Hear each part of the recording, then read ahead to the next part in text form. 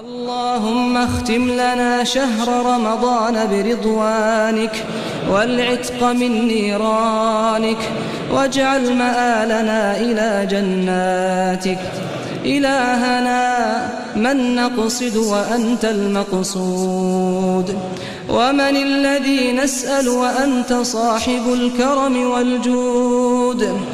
يا من عليه يتوكل المتوكلون، وإليه يلجأ الخائفون، وبكرمه يتعلق الراجون. نسألك رضاك والجنة، ونعوذ بك من سخطك والنار. إلهنا هل في الوجود رب سواك فندعوه، أم في الملأ إله غيرك فنرجوه؟ إلهنا إلى من نشتكي وأنت العليم القادر، وإلى من نلتجئ إليه وأنت الكريم الساتر؟ أم بمن نستنصر وأنت المولى الناصر؟ أم بمن نستغيث وأنت المولى القاهر؟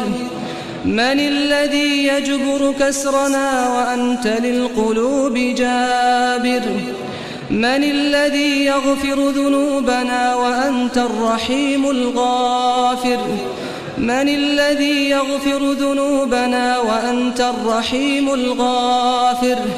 يا من هو عالم بالسرائر والضمائر، يا من هو الأول والآخر والظاهر والباطن، يا ملجأ القاصدين، يا حبيب المحبين، يا أنيس المنقطعين، يا جليس الذاكرين، يا من هو عند قلوب المنكسرين، يا مجيب دعوة المضطرين، يا رحمن الدنيا والآخرة ورحيمهما.